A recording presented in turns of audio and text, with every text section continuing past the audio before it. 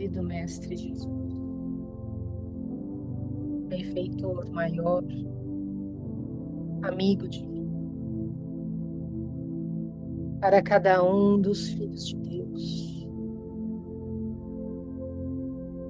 Nos reunimos, Senhor, com muita alegria e muita gratidão, porque nos sentimos honrados com a oportunidade do estudo da doutrina espírita. Nós agradecemos, Mestre, porque estes conhecimentos são luz para o nosso caminho neste mundo. Estamos conscientes, Senhor, de que estamos construindo nosso futuro, de que cada dia de vida é uma oportunidade de aprendizado, de crescimento. Estamos conscientes, Senhor, da nossa imortalidade.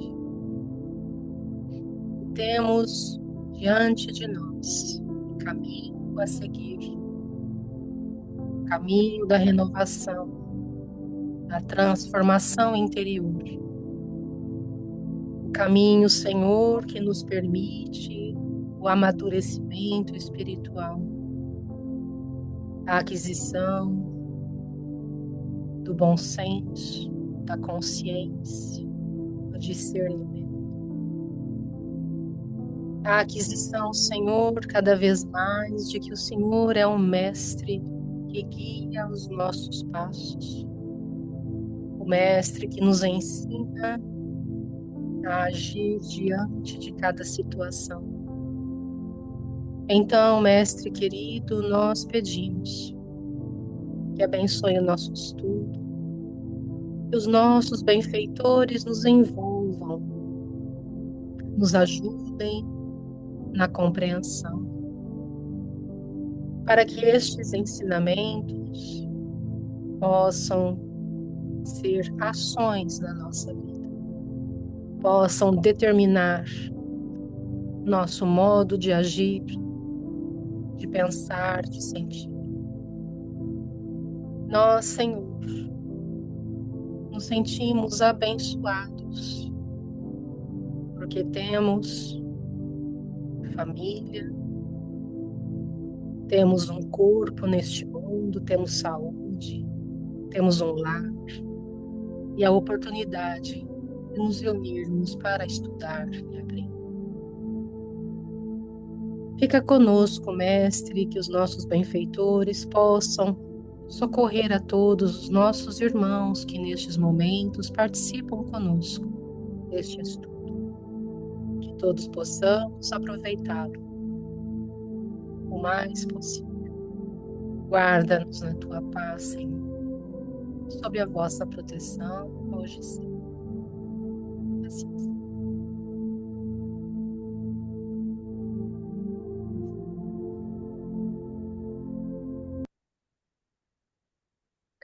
Boa noite a todos. Muito obrigado pela presença. Deixa eu abrir aqui. Hoje a Lu dá continuidade ao capítulo 4, segunda parte. Vamos lá. Obrigada, Gi. Boa noite, todo mundo. Boa noite, Lu. Tá falando que quando eu partilhar eu stop participants computer sound share. Ok.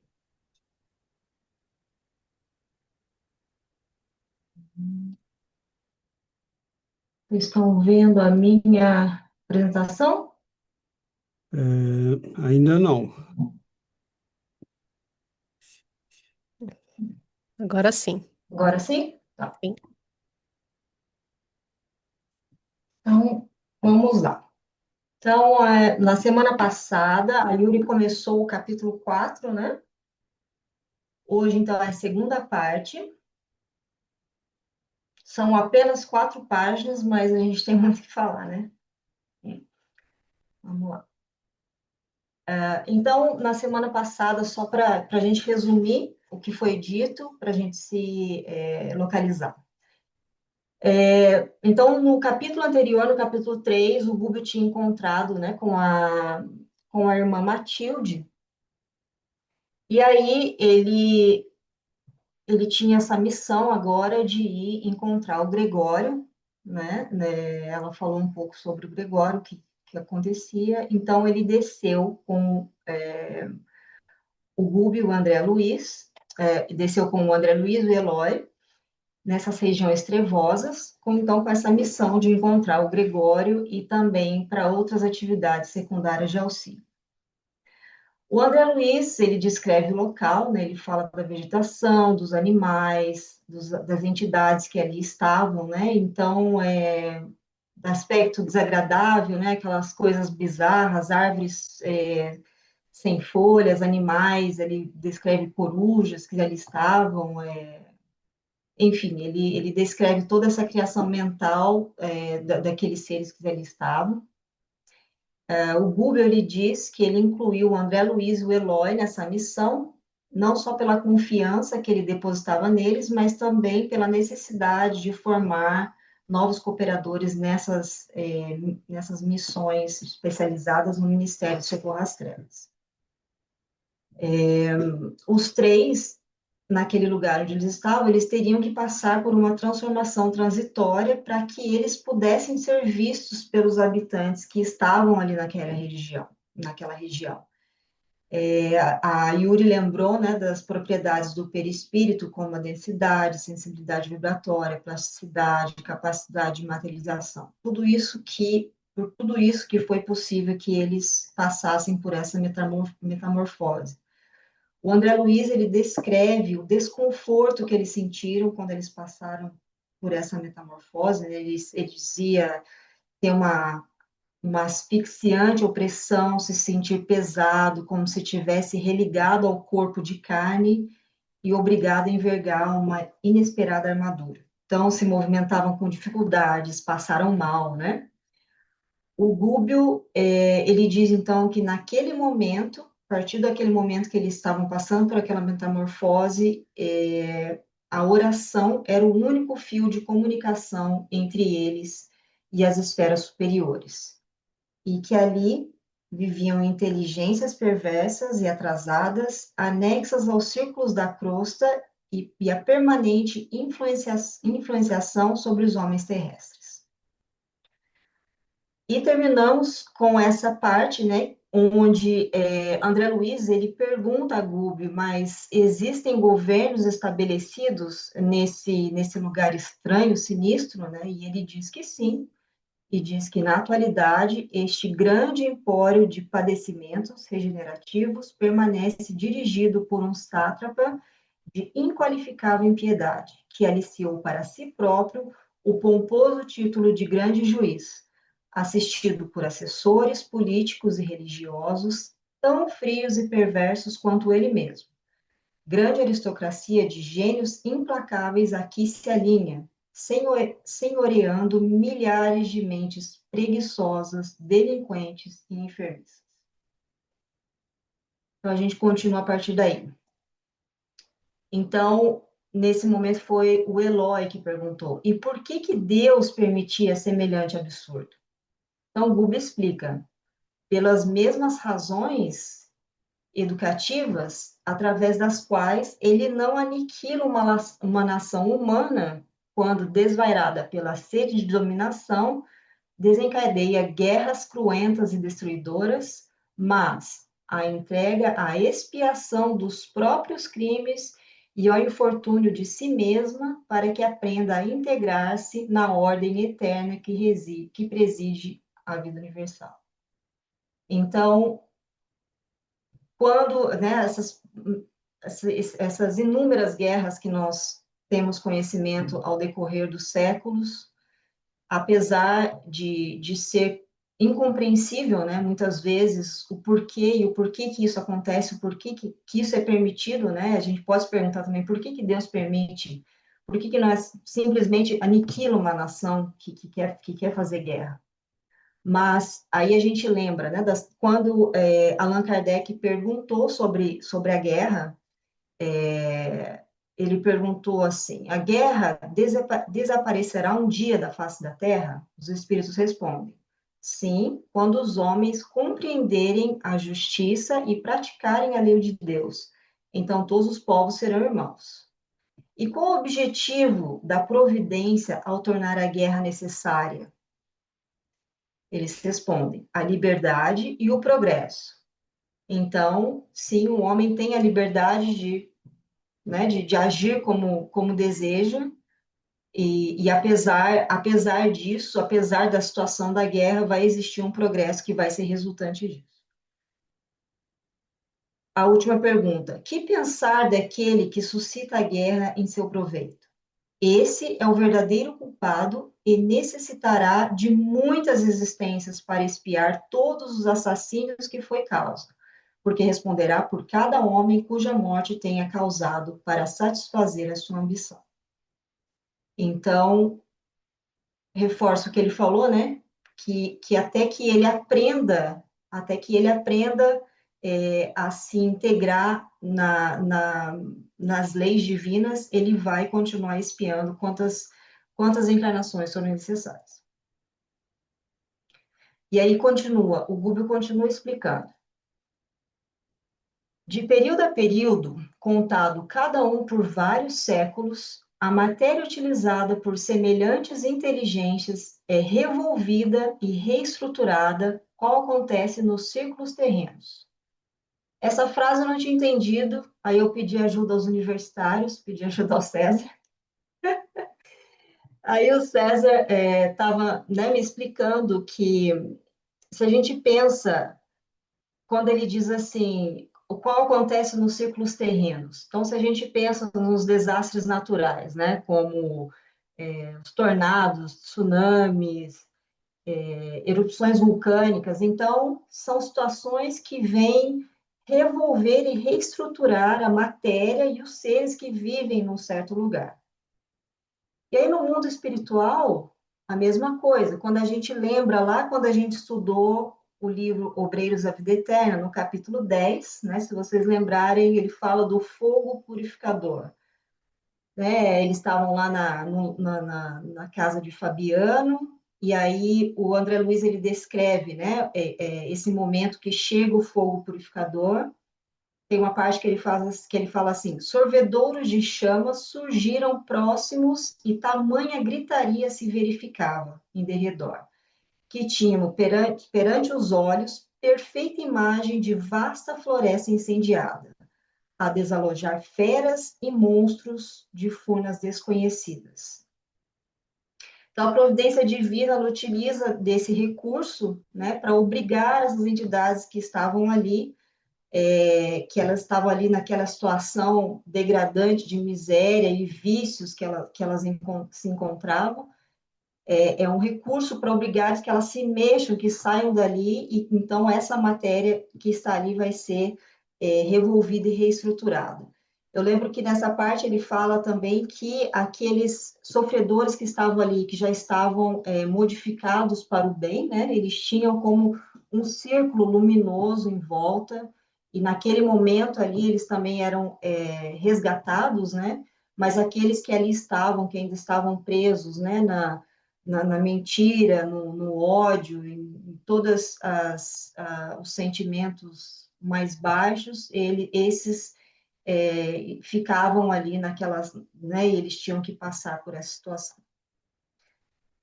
E aí, se a gente continua aqui em cima, nessa parte sublinhada, ele continua: mas se o Senhor visita os homens pelos homens que se santificam, corrige igualmente as criaturas por intermédio das criaturas que se endurecem ou se bestializam. Então, de novo, se a gente volta no exemplo da guerra, né, também é uma situação que vai servir para que certas criaturas sejam corrigidas, né, por intermédio dessas outras criaturas que se endurecem e se bestializam. Aí o André Luiz, ele comenta então, significa então que os gênios malditos, os demônios de todos os tempos somos, aí o Google completa, nós mesmos, quando nos desviamos impenitentes da lei.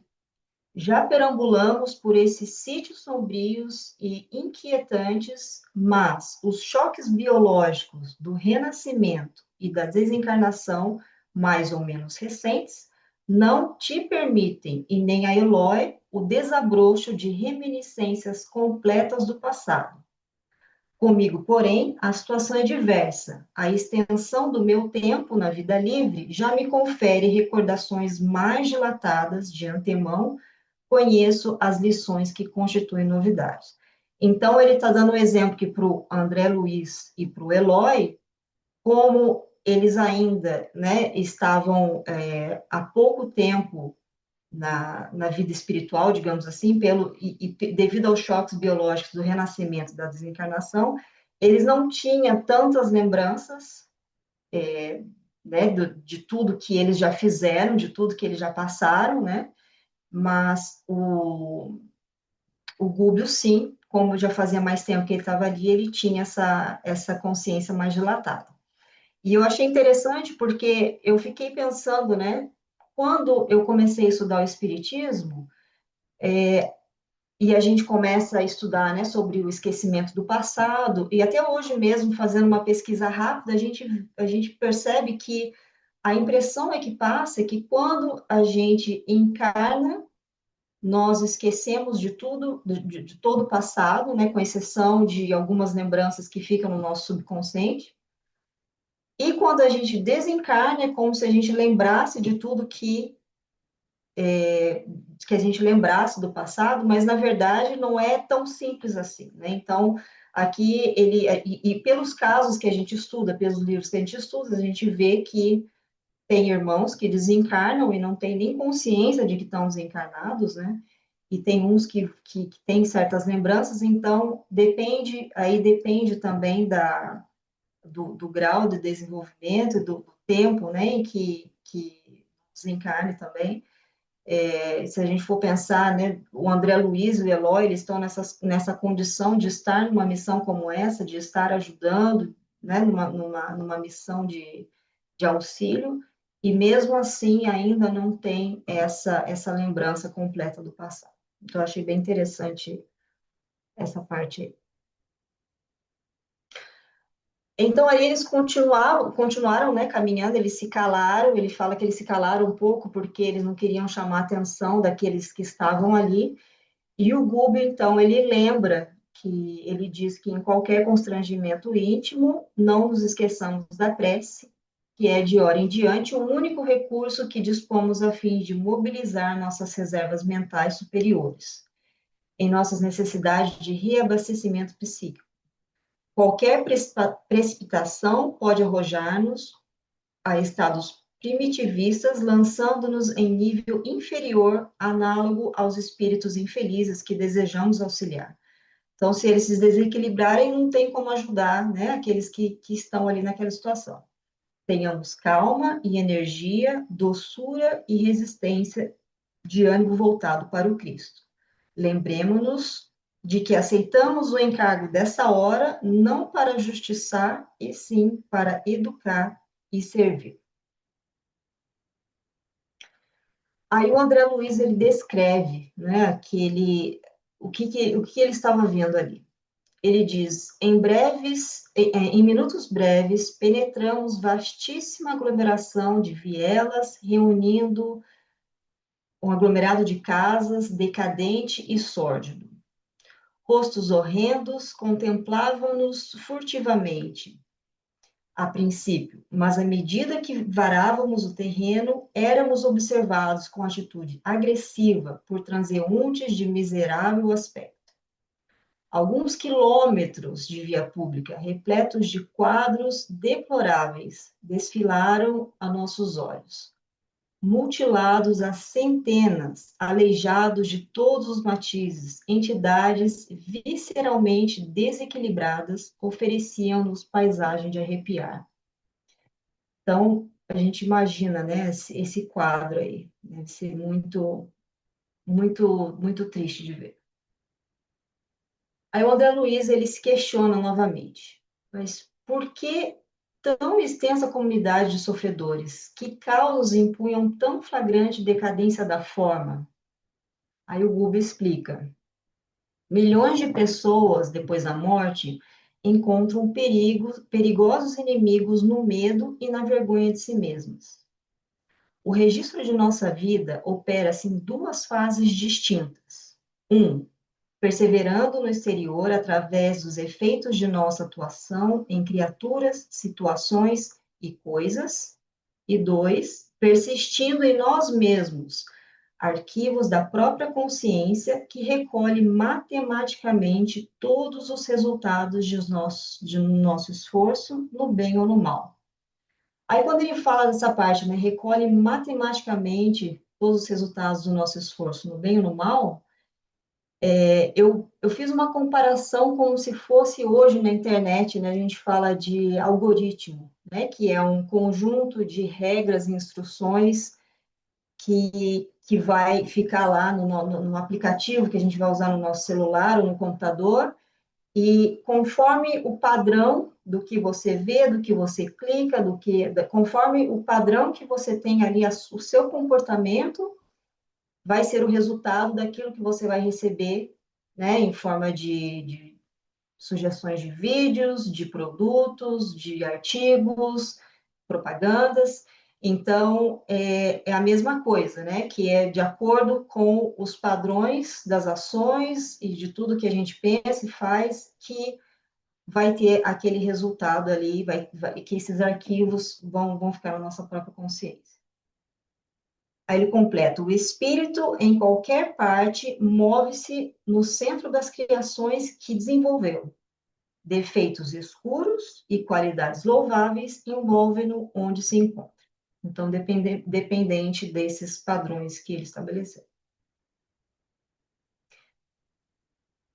Ele continua: a criatura na Terra acredita vagamente na vida espiritual que a espera além túmulo. E a gente tem falado, né? Vários estudos nossos, a gente tem falado sobre isso, é, em vários livros que a gente estuda e nas nossas leituras do Evangelho.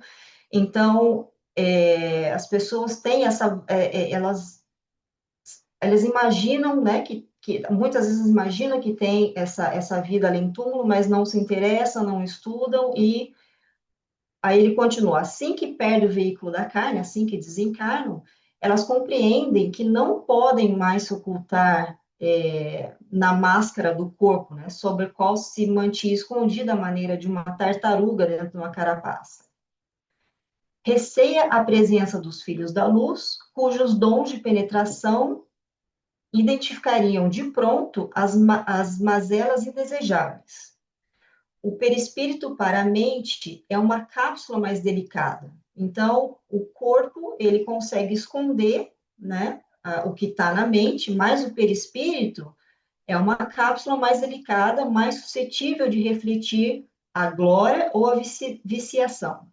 Em razão disso, as almas decaídas, no impulso de revolta contra os deveres que nos competem a cada um no serviço de sublimação, alinham-se umas às outras através de organizações que exteriorizam os lamentáveis pendores que lhes são peculiares, não obstante, ferretoadas pelo aguilhão das inteligências vigorosas e cruéis.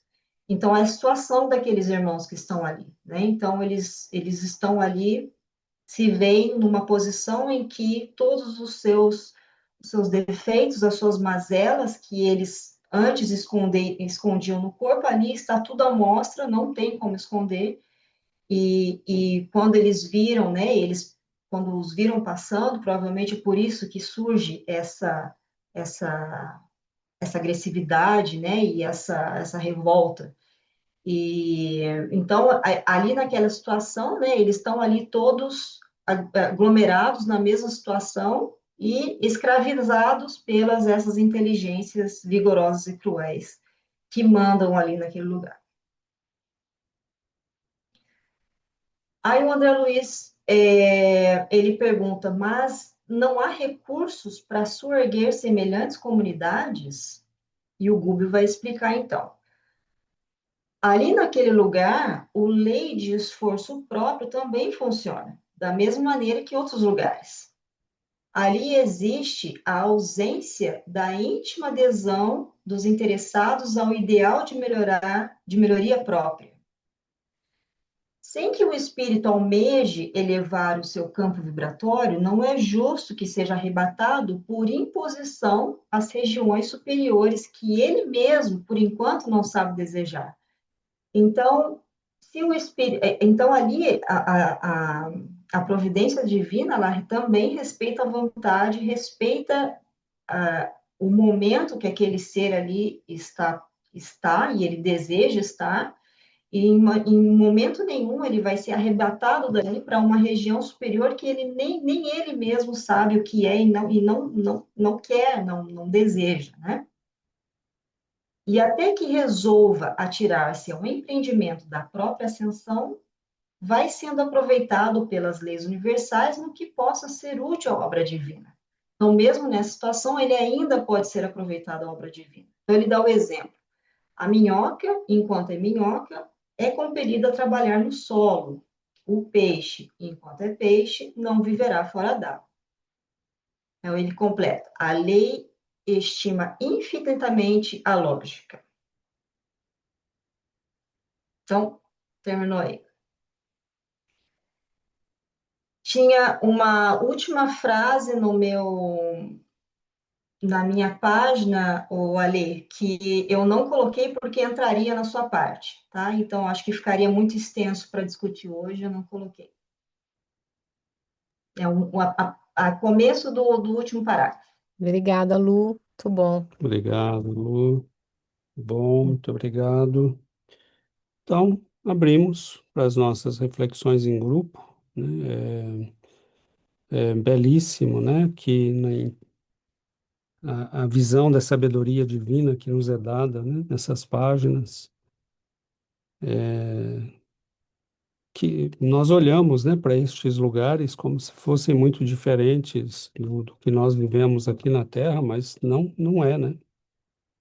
Nós temos bolsões de miséria, de ignorância, de comunidades inteiras, né? Cidades que às vezes mergulham, né? Em profunda decadência.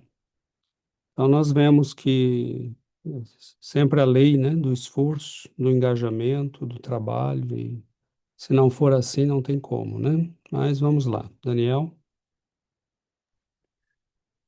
Boa noite. Eu pensei a mesma coisa, né? Esse livro ele retrata lugares que não são muito diferentes do que nós temos. Eu não sei se eu comentei com vocês.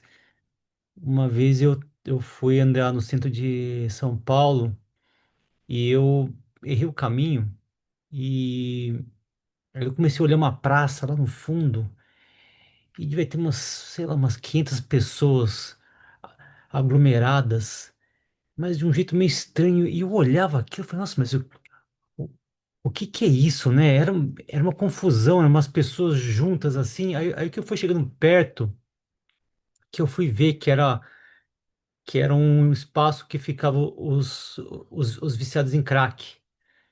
E era muita gente. Era muita gente. E, assim, eu acho que foi. Eu achei que fosse o inferno, porque, cara, era uma coisa tão impressionante. Elas moravam era um monte de barraca. E eles se. Eu, eu não sei explicar. Então, eu imagino que deve ser isso lá também, sabe? Tipo, acho que foi uma visão que eu olhei e falei, nossa, tanto que eu não acreditava que eu estava olhando aquilo, porque era tão forte a cena. Então às vezes eu acho que aqui a gente chega muito perto do que tem, do que tem lá embaixo, ou do que tem do nosso lado, né? Né? Mas e uma, eu achei interessante uma frase que é assim, que as pessoas precisam desejar evoluir, né? Porque, né, isso parte delas, né? Semana passado, semana passada, eu vi uma cena aqui perto de casa que eu fiquei impressionado também.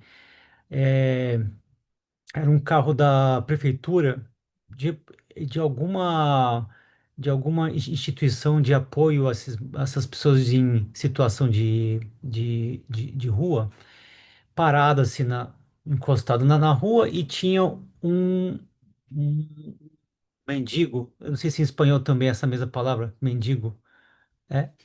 Essas pessoas que moram na rua, enfim, ele estava sentado, o carro parado, e uma pessoa da prefeitura oferecendo cobertor e oferecendo sopa para ele. E o cara não queria. Ele xingava, mas xingava muito, mas berrava. Sai daqui, você não sabe o que eu quero, você não sei. Eu fiquei olhando aqui e falei, nossa, ué, tava frio, ele precisava de cobertor, devia estar passando fome, mas ele não queria, de forma alguma. Então eu falo de novo, eu acho que é a mesma situação. Não, a mesma, se a pessoa não quer, ela não vai querer nada, nada. Ela não vai saber nem como levantar dali. Então eu fico é muito interessante que é isso, né? Não dá para você ajudar quem não quer ser ajudado, né? Esses viciados em crack, se você tira de um lugar, eles vão para outro, né? Então é é muito legal quando a gente entende que é tudo lei, é uma lei universal, né? E que a gente não pode transgredir ela. É tudo lei. Então é a lei do esforço, né? Que se você não tiver uma lei de esforço, você não pode fazer nada por ele, por essa pessoa, por esse espírito. E isso é quando a gente entende isso, muda tudo, né? Então, mas muito legal esse livro mas às vezes não é muito diferente do que a gente já vê aqui, perto da gente. Isso. Obrigado, Obrigada, Daniel. Daniel. Yuri, pois a Karen. Oi, boa noite. Obrigada, Lu. É uma das coisas que assim é impressionante, não? Quando ele fala de quando ele vê a todos esses espíritos mutilados e com elegidos, sabe? Gente desequilibrada, não? A gente poderia imaginar claramente, não um pouco assim, esses irmãos tão deformados e a gente entende que é tudo pela nossa consciência, é tudo pelos nossos atos, nosso perispírito é somente como fala, o revestimento da nossa mente, finalmente, não? Então, denigramos tanto os irmãos, e nós já estivemos aí, como falou André Luiz, denigramos tanto a nossa mente que aí a gente fica sempre no primeiro andar, não? E essa é impressionante, não? O que podemos fazer com o nosso desequilíbrio e essa parte que fala do como no mundo espiritual, não? Que César falou também a semana passada, que quando estamos aqui no corpo, nossa mente não atua assim tão rápido, não se refleja tão rápido, mas quando estamos aí no mundo espiritual, essa maleabilidade, moldeabilidade da matéria, faz medo, não? Porque assim, a gente tem vergonha de certas situações ou de certos ações e pensando nisso, se eu chego desequilibrada no mundo espiritual, eu vou a plasmar esse desequilíbrio na onde eu vou estar, não? A matéria aí, então assim, não como é muito importante o que a gente já entende e fala aqui na reforma íntima e esse controle de nossos pensamentos, essa educação dos nossos pensamentos, mas bem com a nossa reforma íntima.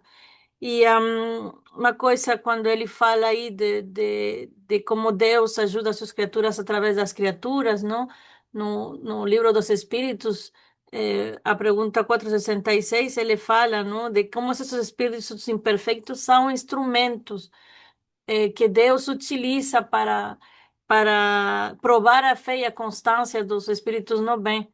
Então, quando pensamos assim que eles estão aí obsedando outros irmãos, Acho que chega esse momento em que eles têm tédio, que eles estão cansados de ser subjugados dessa forma e finalmente buscam, não, ou nasce esse desejo de outra coisa melhor e a gente não entende, não, mas sim são instrumentos de Deus e é isso.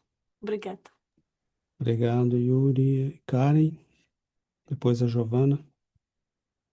Hola, ay, perdón por la postura, me incomoda un poco estar sentada. Sí, me llamó mucho la atención la parte del texto que menciona que cuando desencarnan, nada se pierde en el círculo de nuestras acciones. Dice aquí, nada se pierde en el círculo de nuestras acciones, palabras y pensamientos. O sea, es decir, cuando llegamos del otro lado, dice, la vida opera en dos fases distintas, ya sean nuestras acciones con los demás, todo lo que hicimos en nuestra vida, pero también nuestros pensamientos, palabras y acciones. O sea, son como dos ramas, ¿no? En donde tenemos que poner mucho, mucho cuidado.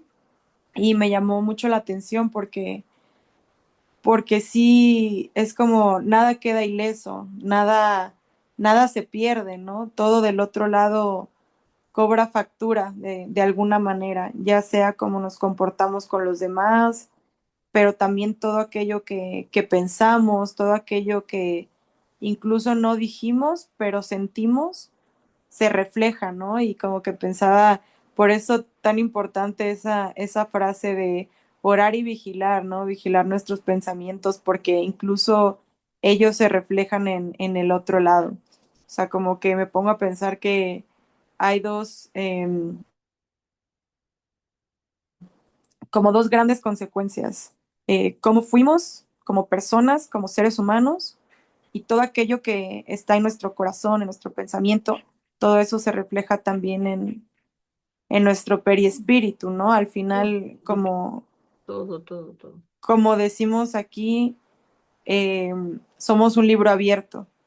No podemos como ocultarnos detrás de la máscara del cuerpo, sino simplemente nos mostramos tal y como tal y como somos.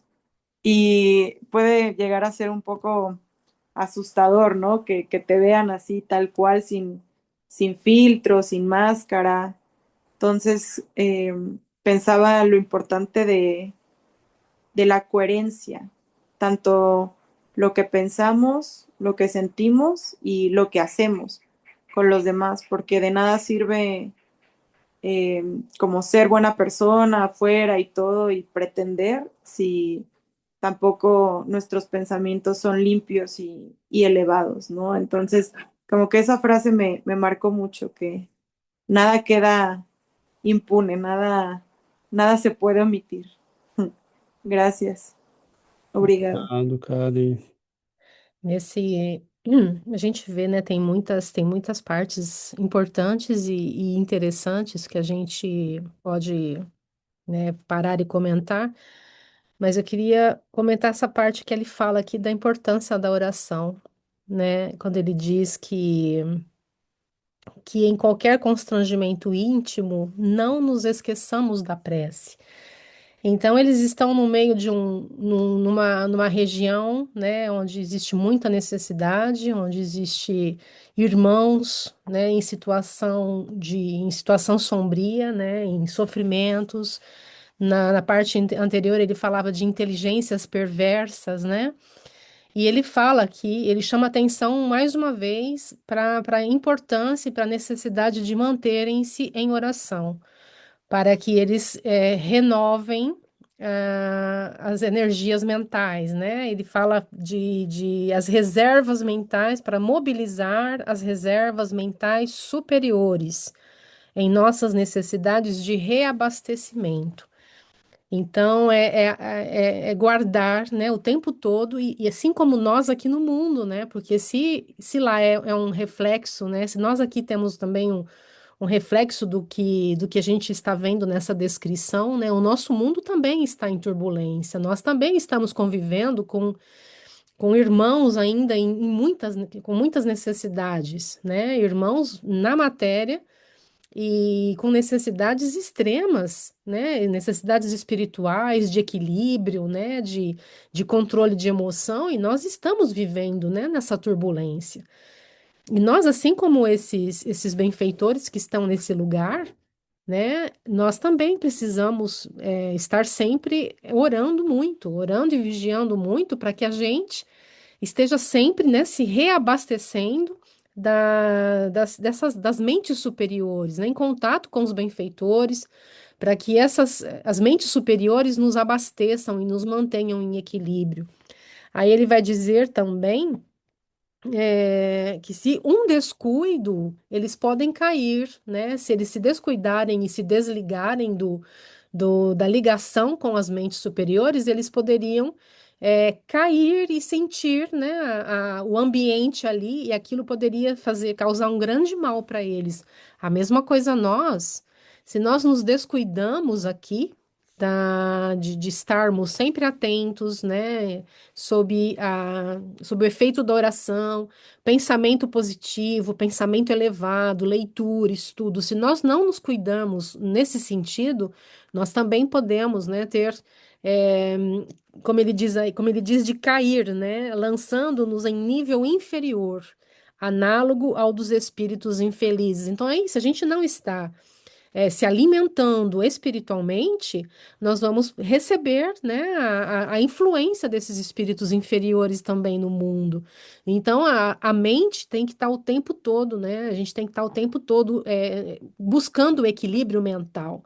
Então, é muito significativo essa parte aqui do 3, porque a gente pode, né, fazer uma analogia com o nosso mundo aqui na Terra. E ele diz, então, tenhamos calma e energia, doçura e resistência de ânimo voltado para o Cristo.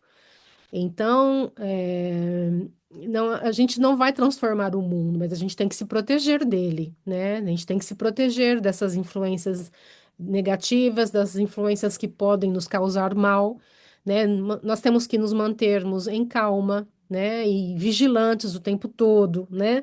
Doçura e resistência. Não adianta brigar com o meio mundo, não adianta forçar ninguém, porque, como ele diz no texto, né? Cada um vai mudar quando tiver vontade de mudar, né? Quando o Daniel também ressaltou essa parte. Ninguém muda, né, forçado, é preciso a vontade de querer mudar. E a providência divina vai nos permitindo, né, vai nos dando tudo, com tudo que a gente precisa para que essa mudança aconteça. E só para terminar aqui rapidinho, essa semana eu publiquei na nossa página do Centro Espírita. Deixa eu pegar aqui o texto, ele fala, né? Tá no livro Vinha de Luz. O Emmanuel, ele diz assim: cada espírito guarda seu próprio tesouro e abrirá suas portas sagradas à comunhão com o Eterno Pai.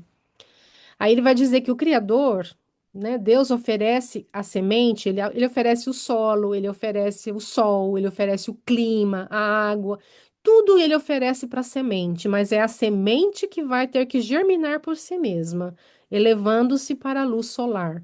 A mesma coisa o homem. Nós todos recebemos de Deus uma chuva de dádivas, as facilidades da cooperação, o campo da oportunidade, a defesa do amor, o adubo do sofrimento, o carinho dos mensageiros de Jesus e a bênção das experiências diversas. Mas nós somos constrangidos a romper por nós mesmos os envoltórios inferiores, elevando-nos para a luz divina.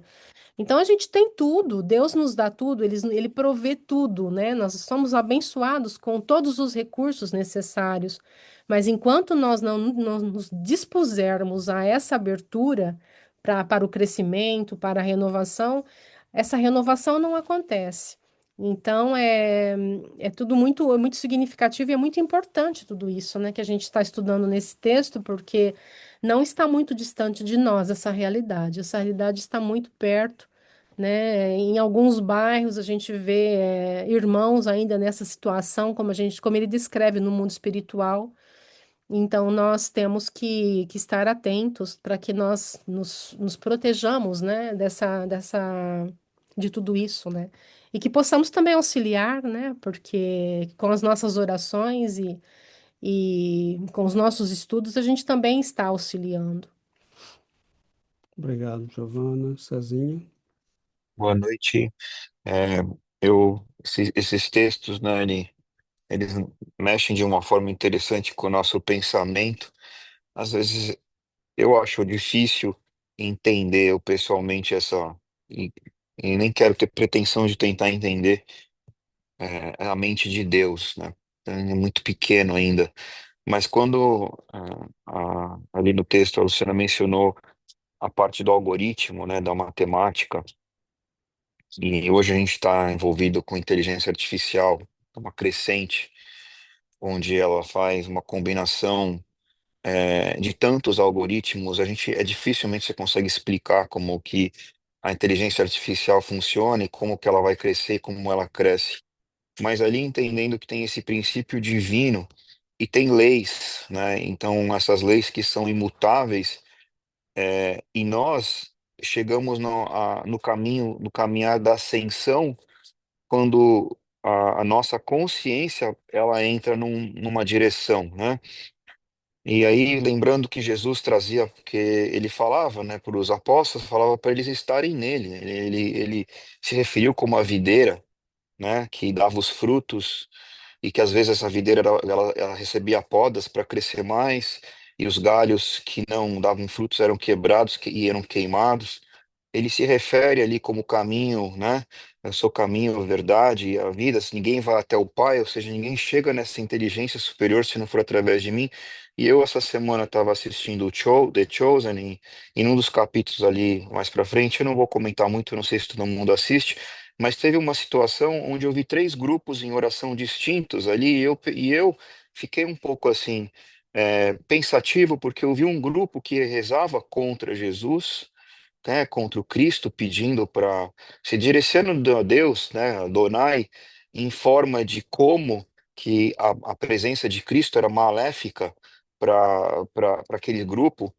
Aí num outro grupo também existia um outro grupo que citava as Escrituras e ali orava para Deus também contra Jesus, né? E tem os apóstolos e Jesus que oram também para Deus. E naquele momento eu até fiz uma pergunta para mim. Eu falei, ué, todos esses três grupos têm palavras bonitas e forças de dedicar uma oração para Deus.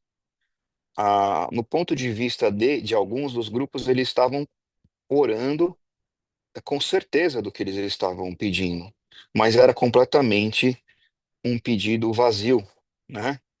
E eu fiz essa pergunta aí no texto veio essa resposta quando fala da oração focado na vontade de Cristo, né?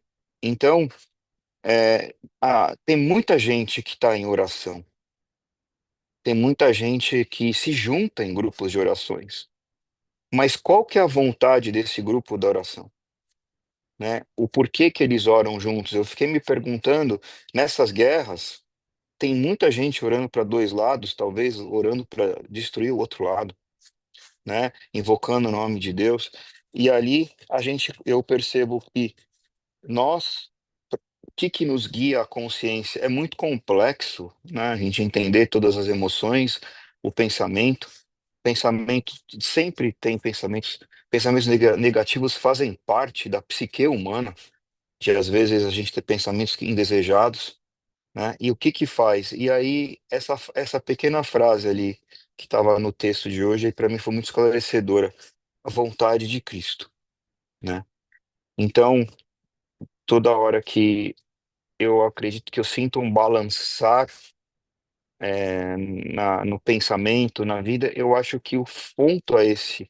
A gente se voltar para a vontade de Cristo e esses grupos que ainda estão, como o Daniel falou, né? Eu tenho um caso muito interessante depois para compartilhar, Daniel. Eu conheço uma pessoa que se libertou do crack, que morou na Cracolândia. E esse cara foi resgatado por um espírita. E ele hoje ele é um seguidor de Jesus e ele faz caridades absurdas em São Paulo. E foi uma pessoa que saiu do crack, né? E ele fala de Jesus. Então, eu acho que quando nós, no nosso coração, despertarmos essa vontade de Cristo, né, eu acredito que a gente consegue ter mais chances de pisar nesse caminho, seja morto, seja desencarnado ou seja encarnado. Porque pelo que a gente está entendendo, lá e aqui, o problema é o igual, é o mental. É o pensamento que está criando, que nos dá o livre-arbítrio, que está nos criando os bloqueios e nos colocando em situações de misérias, de grupos de misérias, e é o pensamento alinhado com a vontade de Cristo que está nos libertando, né? Então, isso que eu quis comentar. Obrigado. Obrigado, Cezinha. Nós temos que lembrar, né, que nós temos o mecanismo da vida, ele é justo. E Deus dá a cada um segundo suas obras, né? No início da apresentação foi destacado, né, que ali, nesses lugares, reúnem-se milhares de espíritos preguiçosos, viciosos, né, teimosos, e que Deus utiliza, né, a situação em que eles estão como um aprendizado, né, e utiliza como Deus utiliza os bons para auxiliarem, né, a humanidade, responder aos seus filhos, aqueles que se santificam para, né, socorrer aqueles que querem se santificar. Ele utiliza também aqueles que querem ficar no mal, e é por isso que esses milhares estão submetidos a estas inteligências perversas, né? Eles não são vítimas, né? Eles são espíritos que escolheram se esconder da luz, como André Luiz também explica, né? Se escondem da luz porque têm vergonha do que são, têm vergonha do que fizeram, né? Não querem a renovação. Deus é amor, Deus é misericórdia, os espíritos, né, não vêm a nós para nos agredir, para nos ofender, eles vêm a nós para nos oferecer o caminho, né, do crescimento. Mas esses espíritos viciosos, preguiçosos, teimosos, né, eles fogem da luz, né? Nós já passamos por isso, certamente. E eles acabam se reunindo nessas grandes cidades da vida espiritual, que Deus autoriza simplesmente como Ele autoriza nós fazermos, né, bairros e cidades no nosso mundo, né? Você não vai, e as pessoas vão se juntar por afinidades, elas vão se juntar por tendências. E nós vamos vendo, né, que é um processo o próprio processo em si é educativo, né, porque o sofrimento a que estão submetidas muitas dessas almas, ele é perfeitamente evitável, né, mas tem que nascer da pessoa, né, tem que nascer do indivíduo, o desejo de sair disso, o desejo de melhorar, né. Agora, nós vemos, né, os milhares de espíritos, né, em situação de demência, de degradação perispiritual, né, deformação, porque são mentes que estão deformadas, né, que trazem grandes culpas, grandes remorsos, grandes medos, e que acabam se escondendo nessas furnas trevosas, né, e acabam vitimadas pela própria condição mental, né? E esses espíritos que coordenam esses lugares, eles são espíritos extremamente inteligentes, que sabem manipular, como nós vamos ver no próprio livro, né, essas culpas, esses medos, né? Então, são, infelizmente, processos de depuração que seguem o curso das nossas próprias escolhas, né? Então, não é muito diferente do que nós fazemos no mundo. Existem escolas, existem bares, existem universidades, existem clubes noturnos, existem prostíbulos, existem igrejas, né? Cada um procura aquilo que está no seu, né, no seu estado emocional e espiritual. Então, a lei divina, ela é justa, né? Não existe nenhum segredo, ela é muito justa, ela é justa e misericordiosa, né? E ela nos dá a cada segundo da nossa existência, conforme não só os nossos méritos, que são praticamente nulos, mas ela nos dá segundo a sua bondade. E por que nós nascemos, né, num corpo físico? Porque justamente é nele que nós temos a chance de refletir, de pensar, ele é pesado, é um corpo pesado, né? Então ele nos permite ter um impulso violento, mas ele não reage como perispírito, né? Nós percebemos, inclusive, que quando uma pessoa, seja lá, né, seja lá de que tipo for o sentimento, né, você projeta esse sentimento no outro. E muitas vezes uma crise de raiva, né, ela é sentida de perispírito para perispírito, né, faz mal, né, a pessoa que teve cólera passa mal e o outro também passa mal, porque recebeu aquela carga de energia, né? Agora, imagina espiritualmente se nós não temos o corpo, né? Então, o corpo é uma bênção quando nós entendemos o papel dele no nosso processo evolutivo. Aí as pessoas perguntam: ah, mas eu preciso reencarnar, né? Não poderia evoluir no plano? Poderia, né? Mas se aqui, com o corpo pesado, nós temos tanta dificuldade para controlar nossos impulsos, nossas pulsões, nossos pensamentos, nossas paixões, né? Imaginemos no plano espiritual com um corpo que responde muito mais rapidamente a tudo isso, né? Então é muito bonito o processo educativo, né? Agora, quando nós tomamos consciência de que nosso corpo, né, espiritual vai refletir o que nós somos interiormente, nós começamos a tomar os cuidados, né, para que nós possamos chegar um dia na vida espiritual e ter, né, um corpo que reflita o nosso esforço, o nosso trabalho, né? Por isso que não há enganações, né? Não há enganações na vida espiritual.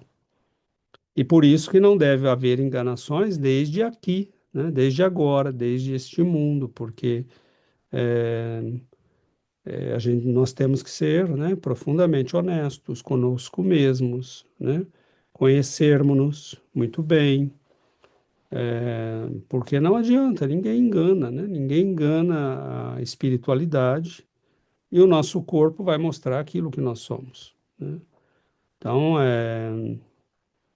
há histórias, né, que nós sabemos de pessoas que são fisicamente belíssimas e que possuem corpos espirituais vampirescos, né, de verdadeiros monstros. E outros que são profundamente, né, fora dos padrões da beleza da Terra e que são almas de grande beleza, né, porque isso às vezes é solicitado também, né, pelo espírito. E muitas vezes uma alma muito feia nasce num corpo belo, procurando, né, tentando ajustar o seu espírito, né, ao corpo, para que as duas belezas se correspondam, né? E até isso é uma oportunidade dada pela providência divina. Quando oferecem a um espírito profundamente feio um corpo bonito, porque é uma forma de dizer, irmão, você vai ser considerado uma pessoa bonita e tente parecer, né, essa pessoa que você parece, né? É um convite, né? Então, é muito bonito os mecanismos da reencarnação, os mecanismos da vida, né?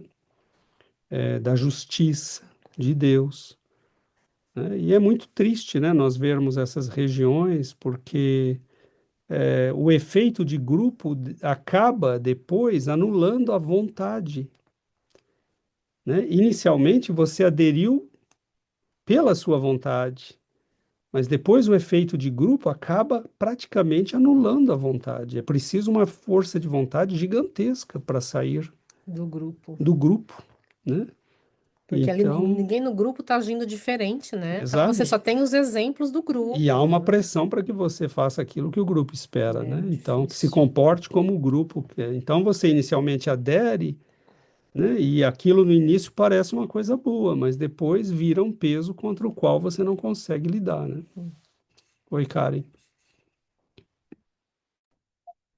Sí, respecto a eso que comentaba de que muchas veces la belleza puede esconder eh, pues situaciones o quiénes somos en realidad. Justo hoy estaba yo hablando con una amiga. Ella es muy bonita, físicamente es muy linda, incluso hasta es modelo y así, es muy, muy bella. Y me contaba una situación que ella estaba viviendo y yo no lo podía creer porque decía, es que siempre tiene problemas, siempre le va mal. Es, lo lamento mucho porque es alguien que yo quiero mucho, pero incluso podría escribir un libro de todas las situaciones difíciles que ha pasado, así como que yo no lo puedo creer. Y justamente le mencionaba como lo que estudiamos aquí de las expiaciones, ¿no? De las reencarnaciones, las expiaciones. Y lo platicaba con mi mamá y me decía, como una niña tan bonita pasa por cosas tan difíciles, pero pues en realidad sabemos que la justicia divina no se deja llevar por el físico, ¿no? O sea, siempre, no sabemos qué es lo que haya pasado o por qué tiene que vivir estas pruebas, estas expiaciones, así como que es, es algo muy, muy difícil de entender, pero realmente es la justicia divina, ¿no? Seas bonito, feo físicamente, eso no importa. Lo que sea que hayas hecho anteriormente, pues tarde o temprano tenemos que expiarlo. Y solamente quería comentar rápidamente en, en el, en el párrafo donde menciona lo que mencionó Giovanna, que dice, ante cualquier angustia íntima, no nos olvidemos de la oración. Y al final de ese párrafo dice, acordémonos que aceptar el encargo de esta hora no es para justiciar y sí para educar y servir. Y, y pensaba en nosotros, ¿no? En todos nosotros que estamos aquí estudiando, intentando pues servir, ser buenas personas.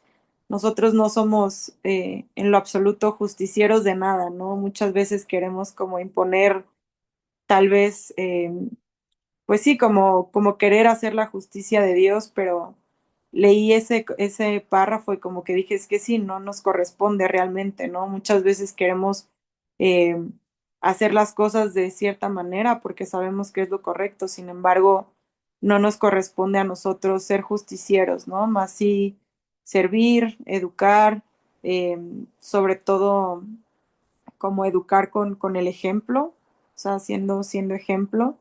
Entonces, solo quería como resaltar ese último párrafo. Gracias.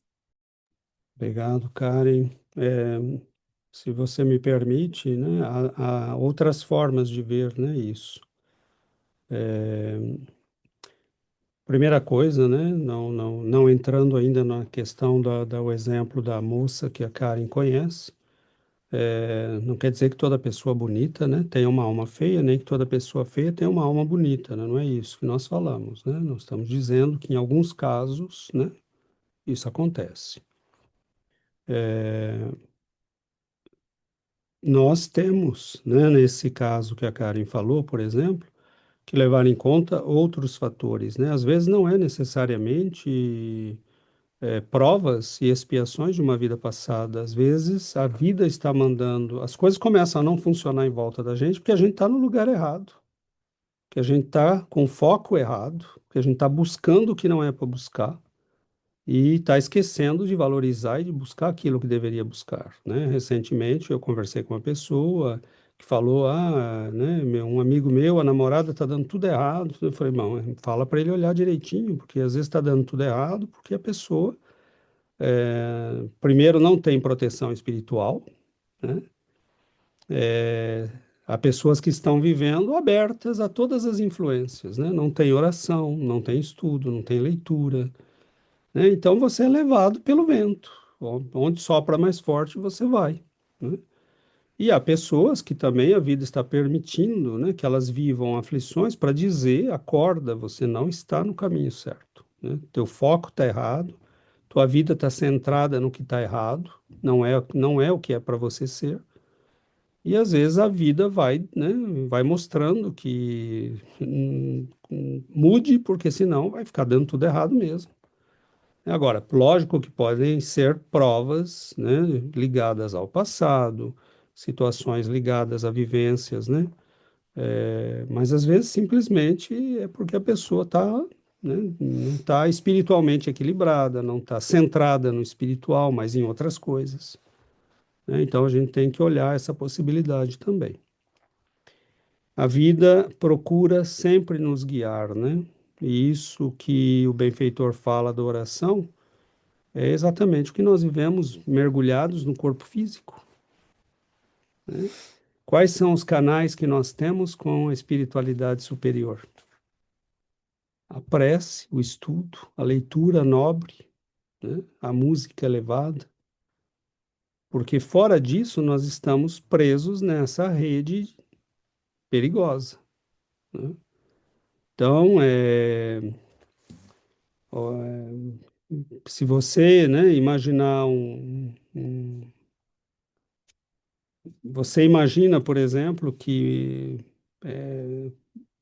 é uma rede mesmo, porque um movimento que é feito em outro lugar nos afeta, né? Então, quando nós oramos, nós saímos da rede, né? Nós não movimentamos com a rede. Então, você saiu, né, um pouquinho, né? E a partir dali você não é mais influenciado por todo o movimento que é feito na rede, né?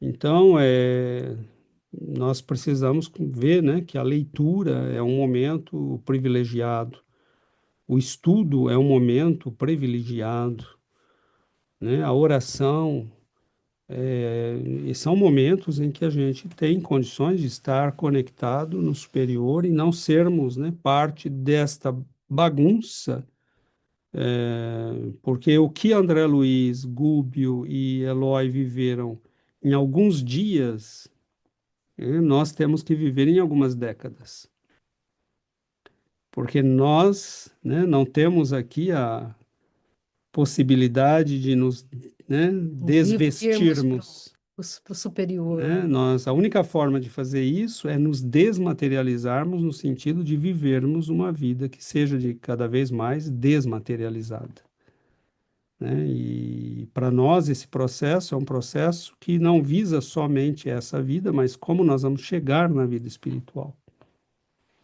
Porque quanto mais materializados chegarmos, mais expostos nós estaremos a essas situações, né? Então,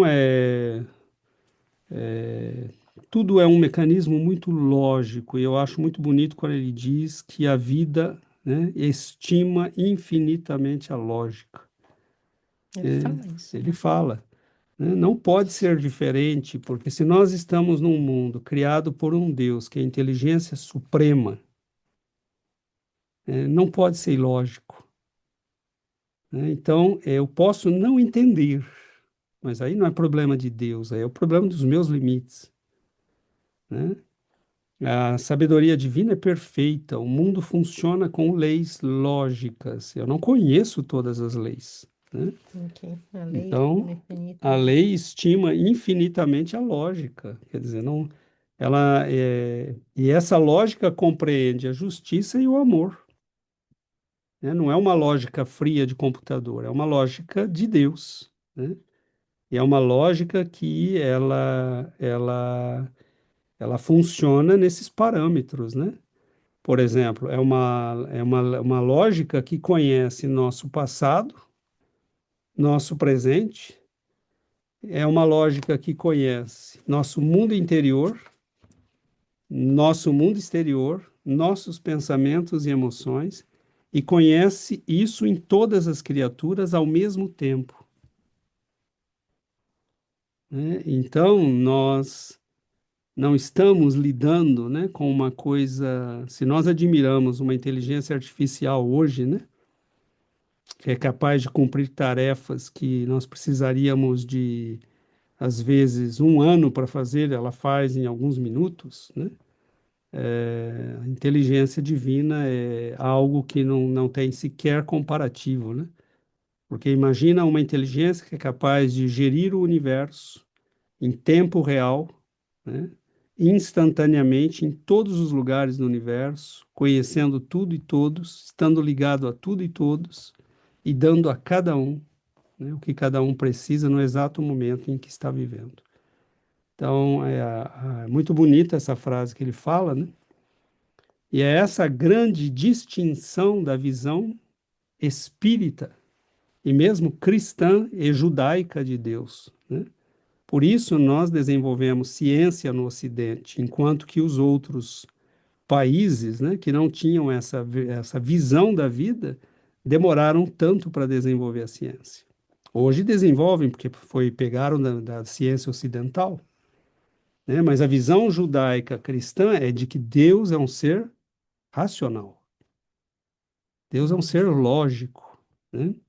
E por isso nós podemos estudar o universo e encontrar leis, né, e lógica nele, né? Então é muito bonito essa visão, né? Então não há nada errado no universo, né? Nossos irmãos que estão passando por essas cidades, por esses, né, vivendo sob o império dessas inteligências terríveis, não precisam ficar nisso, né? Eles têm a liberdade e imediatamente quando quiserem, né, como a Giovana lembrou semana passada, um movimento, né, que o Gregório fez de mudança já disparou no mundo espiritual superior o sinal laranja, né, para que eles começassem a providenciar auxílio para ele. Então, é a mesma coisa com todo mundo. Todo mundo pode sair, mudar, né, se transformar. Isso está no nosso poder, na nossa vontade, né? E não existe saltos, né? Quando ele diz aqui, eu achei muito interessante, a minhoca, enquanto é minhoca, é compelida a trabalhar no solo. E o peixe, enquanto é peixe, não viverá fora d'água. Então, enquanto a gente não mudar o que tem que mudar, nós vamos ficar Mas, onde a gente tem que estar, né? mas veja a beleza de Deus, né? Porque suponhamos uma minhoca consciente que queira, né, viver na sujeira da terra e se esconder nela.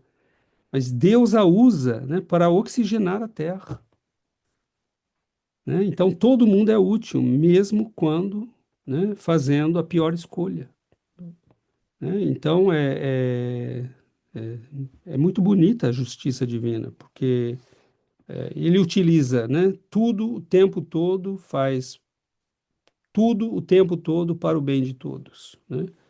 Então é muito bonito, né? Muito bom, amigos. Nosso tempo terminou, então vamos finalizar por hoje, fazendo a nossa prece de encerramento.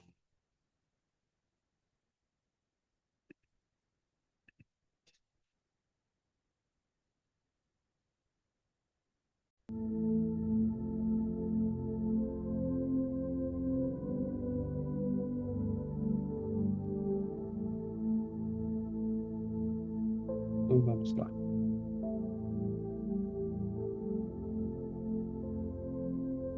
Querido Mestre Jesus, nossos queridos benfeitores, abençoados guias, amigos, mestres, agradecemos vossas presenças de luz, de bondade, que nos trazem um estímulo para estudarmos, para aprendermos, para nos esforçarmos na prática do conhecimento espiritual. Nós agradecemos, Senhor, a consciência que desperta para a luz. Nós agradecemos, Mestre, o conhecimento que abençoa nossas vidas, que nos possibilita caminhar com mais segurança, que nos oferece luz para o caminho, discernimento para nossas ações, que possamos, Senhor, honrar o nosso esforço, esta luz que visita nossas vidas e que precisamos acolher com gratidão, com esforço e com trabalho. Nós agradecemos, Senhor, a estes espíritos bondosos, a Caibar Schutel, a Dona Marlene Nobre, a Batuíra, Dona Benedita Fernandes, Inácio Bittencourt. Nós agradecemos, Senhor, a estes trabalhadores, a estes servos do Teu Evangelho, que visitam e orientam grupos de estudo, que estimulam nossos esforços, que nos abençoam com suas presenças, intuições, orientações. Nós agradecemos, Mestre, estes momentos de estudo, de aprendizado e de oração. Para nós e para nossos irmãos que buscam igualmente aprender, crescer, partilhar estes momentos em que podemos organizar nossas vidas, nosso pensamento, nosso mundo interior. Abençoe-nos, Senhor, ilumine nossas vidas, hoje e para todo sempre. Que assim seja, Mestre.